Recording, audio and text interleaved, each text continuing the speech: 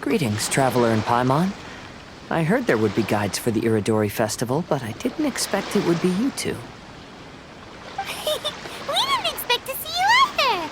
Returning as a guest for the Iridori Festival, no doubt.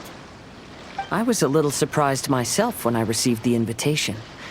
But after wandering the outside world for so long, it's good to have an opportunity to return to my homeland and pay respects to my old friends. Kazuha, when we saw you in the distance just now, you seemed to be looking for something. What happened? Ah, yes. You see, when I came off the boat with everyone just now, I suddenly heard light footsteps around me. I could tell they were not footsteps of a regular passenger. But by the time I turned around, the person had already disappeared. I only heard a splash come from below the pier. Even though I didn't manage to catch a glimpse of them, I found this strange piece of paper by my feet. Oh, does the paper happen to have a poem written on it? Huh. How did you know? Fascinating. It's almost hard to believe such things could happen. Sure, here it is. Please, have a look.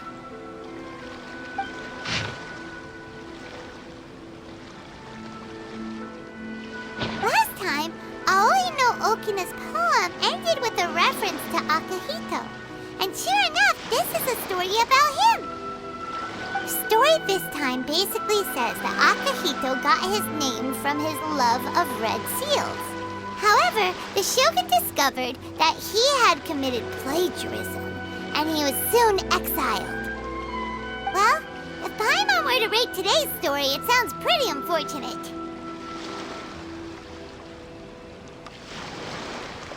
I don't think there's anything particularly wrong with this story.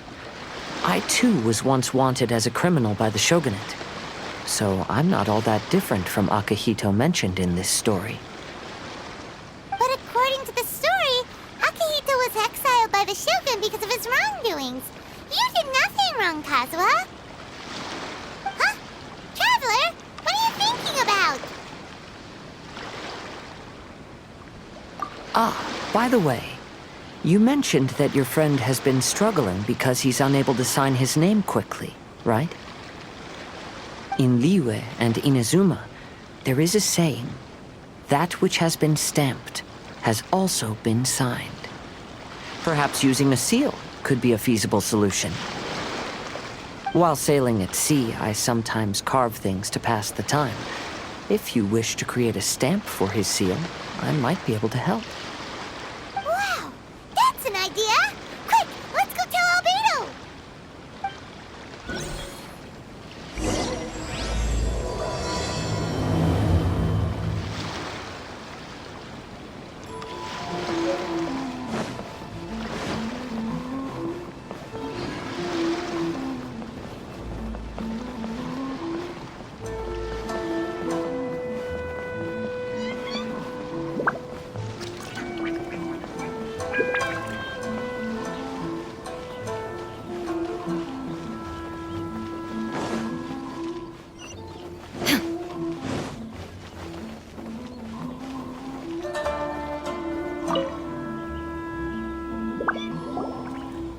Albedo, we figured out a way to help Shincho!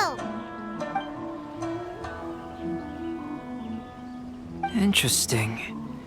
The story of the 5 Kasen appears again, and with a timely solution. A stamped seal, huh? Let me think. Indeed, it is an efficient solution. If we use a stamp, then Xingqiu won't have to struggle with his handwriting anymore. However, since Xingqiu's signature has been previously revealed to the readers, it would seem insincere if he only used the stamped seal for his new books. But I have another idea. Using a seal is a part of it, of course. Let's go to Ouya restaurant now to discuss my idea with everyone. sourcing competition is now underway. Take part and win prizes.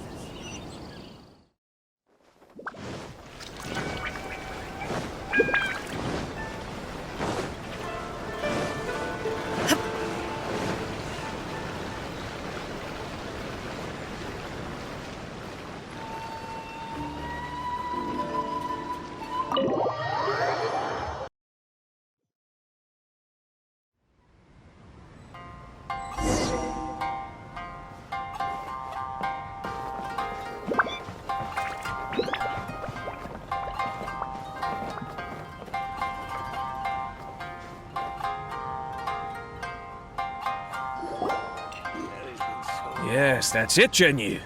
Your writing has greatly improved today, which means yesterday's intensive training was effective. My apologies, but I simply can't do it anymore. My hands are so sore that I can't even move them anymore. I should have known better than to read novels during calligraphy class. You just had a 10-minute break. Come on, you can do this. When it comes to pushing a deadline, there's no one more brutal than Mr. Hirayama. No wonder Lady Yai would always send the editorial director to handle troublesome authors. Whoa, this is getting scary. It hasn't even been that long and Shincho's already zombified. Mr. Hirayama, we found a solution that might just solve our dilemma. In both Liyue and Inazuma, seals are widely used as the equivalents of a signature. If we use a stamp to leave the author's seal on the books, then we could make the signature process a lot easier. Of course, a seal on its own is not enough. So, I propose that each signature consists of two parts. First, we'll use a personalized seal. We can simply carve one using Chenyu's signature as the design. In addition, I'll also design a simple but elegant pattern that's easy for Chenyu to write. That way, he will only need to draw a simple pattern on each book. Let me think. All right, I think that would work. Not only does it still involve the author's own handwriting, but the result should be very beautiful as well. So, what you mean to say is, I've been saved from this predicament? Mr. Hirayama, it suddenly occurred to me that the reason we gave up on live book signings previously was because it would take too long for the author to sign each book. But if we adopted Calx's proposed method, we might have enough time to do signatures at the live event. And if all the authors signed their books in the same fashion, then Genyu's signature wouldn't look out of place. If you think it's feasible, I would certainly be happy to design signatures for the other authors as well. Yes, and you may leave carving the stamps to me. In that case, I shall contact the other two authors participating in the new release event.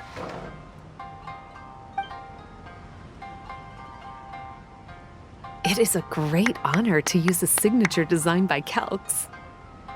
My pen name is quite complicated and isn't suitable for signing events. However, if we implement this new format, then it'll be a dream come true for me as well. Great! Looks like everyone's on board with the idea. I'm sorry to have kept you busy for so long, Genyu. Please, take the next few days to have a good rest. We'll handle everything from here. The books that Genyu already signed can be used as special prizes in future events held by the I Publishing House. We did it! The event is saved! Thanks to everyone's efforts, Onodera and I are finally free of that mess. That's right! You're finally free, Shincho! Maybe you should step outside for some fresh air.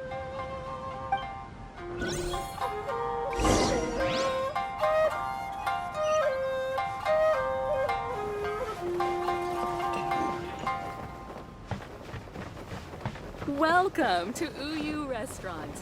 Please talk to me if you want to order.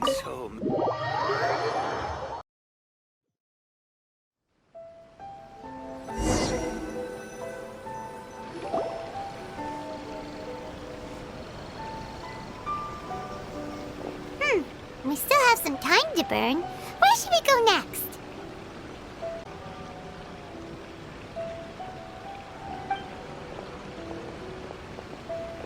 Traveler, there you are.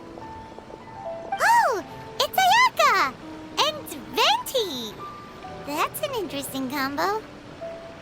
I was just going to the festival venue to prepare the Ikebana lesson when I found a strange piece of paper on a flower stand. This bard just happened to be close by at the time. He informed me that you've also found similar papers recently. As such, we came together to find you two. But the paper she found isn't quite the same as the ones we found before. Here's the paper. Please have a look.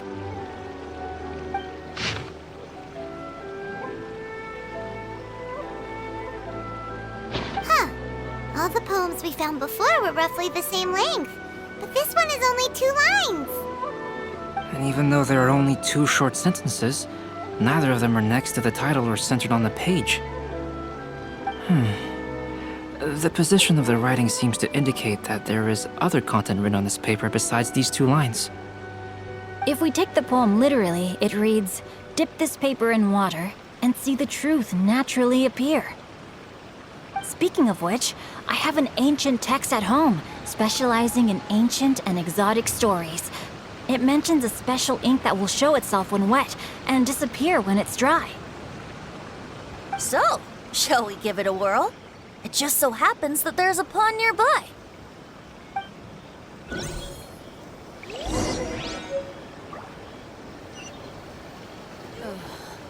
Is there anything?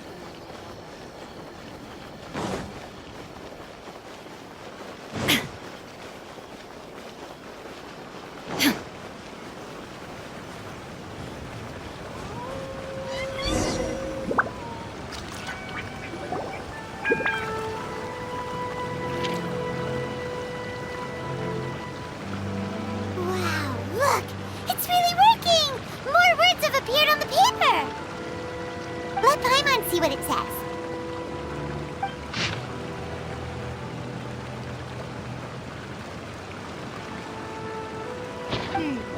The story says that after Sumizomi got the collection of poems from Akihito and put them into a stream of water, the plagiarized words in the poem became blurry.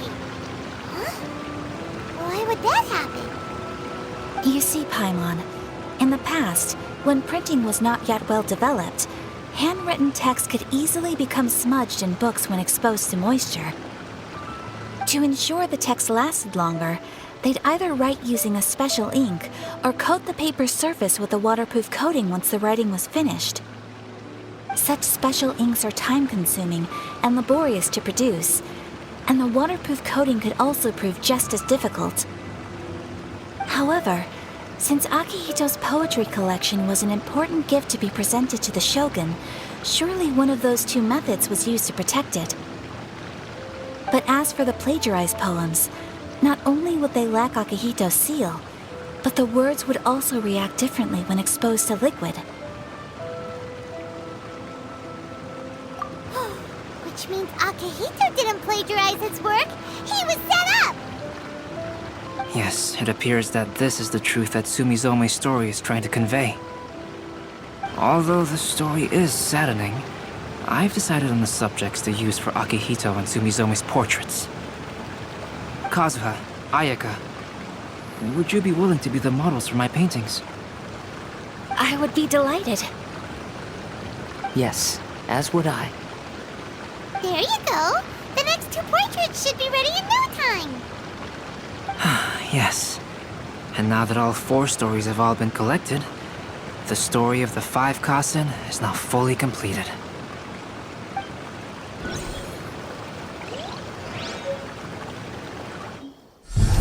Long ago, Inazuma had 5 legendary poets. People bestowed upon them the title of the 5 Kasen. One year, the poet Suiko made his way to Tenshukaku and presented the Kasen's work for the shogun's perusal. But a page from the works of Aoi no Okina had been torn out, and Suiko was questioned regarding the matter. Suiko pleaded guilty. He admitted to drinking at the tavern the night before, and vaguely recalled a mysterious figure approaching while he was intoxicated. That figure was none other than Aoi no Okina himself. This turn of events had begun with an unnamed individual, under whose coercion Aoi no Okina was forced to take drastic measures to retrieve a page of poetry. He knew nothing of this individual's true intentions. All he knew was that the poem had to do with an old acquaintance, Akahito. Akahito had once belonged to the 5 Kasen. Each poem he composed, he marked with a scarlet red seal, hence the Aka in his name. Such a distinguished writer was he, and yet one of the poems he had submitted the previous year was found to be plagiarized. Akahito was exiled for his crimes, and only 4 of the 5 Kasen remained. Sumizome went over Akihito's poems and noticed that the plagiarized poem lacked his seal. She immersed his poetry in a stream nearby, and only on the plagiarized poem did the ink run. Aoi no Okina passed by and witnessed Sumizome's doing, which he then recorded in a poem. Thus transpired the events of Suiko's poetry submission, and this is where the story comes to an end.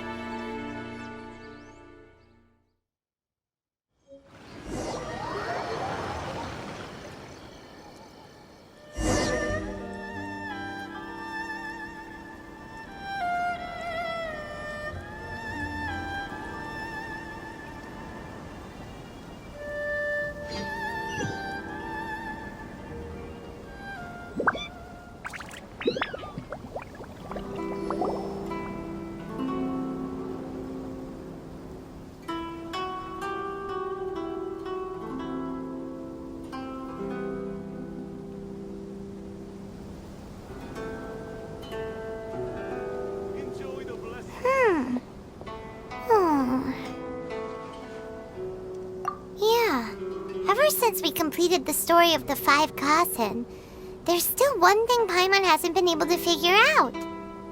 One of the 5 Kasen is called Kuranushi, right? It's just that, how could the story of the 5 Kasen finish without him appearing at all? Oh, have you really not noticed? Huh? Not noticed what? This is no time to be playing games, Tone Deaf Bard! What he means is that the story of Kuranushi was already embedded within the 4 poems. Huh? Really? That's right. The key lies in the poem that Aoi no Okina wrote after seeing Sumizome rinsing the poetry collection. An average person could never understand the scene of a young girl washing Akahito's poetry collection in a stream. Even Aoi no Okina couldn't figure out the meaning behind Sumizome's actions. He was simply reminiscing and thinking about his old acquaintances. However, for the perpetrator who framed Akahito, it was completely obvious. He was worried that if this poem was seen by the Shogun, then the Shogun could discover the truth behind the plagiarism incident. If that happened, then he'd be finished. So, in desperation, he threatened Aoi no Okina to make him tear out this poem. Which means the one who threatened Aoi no Okina is the same person that framed Akahito! What? Kuranushi? That's right. Though there are only 4 poems, they still managed to tell the complete story of all 5 Kasen. Since the Shogun mentioned in the poems is certainly not the one of the 5 Kasen, the only character left is the mysterious one with an unknown identity. Oh, okay. Paimon is finally starting to get it now. However, this also brings something else to mind. The story of the 5 Kasen has more or less reflected everything that's been happening around us lately. Which begs the question, is there a Kuranushi in our world as well? A Kuranushi? In our world? Speaking of which, I wonder if our dear Kazuha has come up with anything. Oh, right! Kazuha! He's been pretty quiet this whole time. Let's ask him!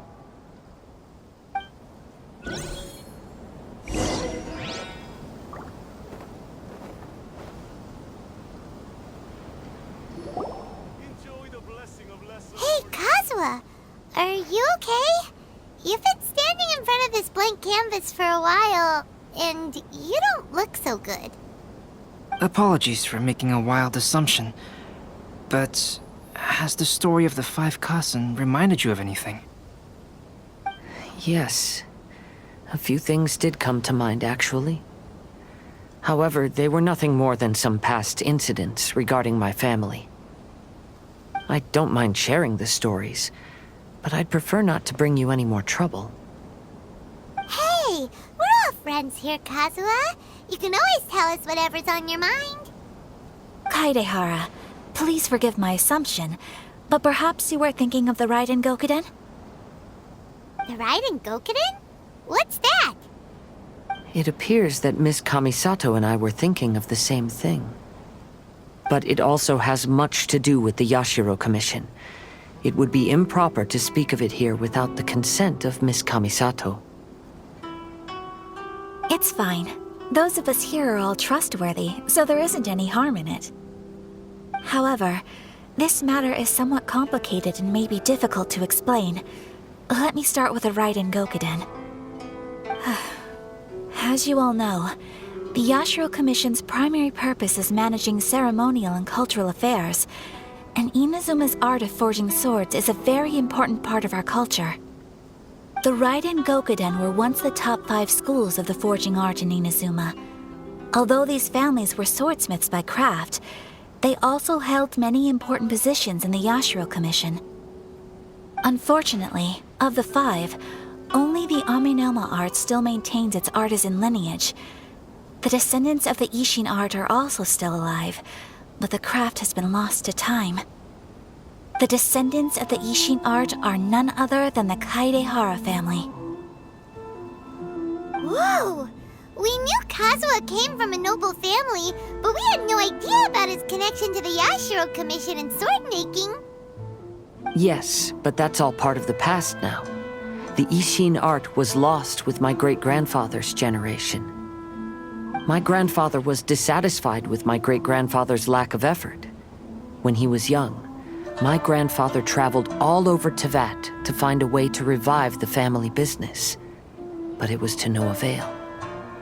And in my generation, our last remaining family property was lost as well.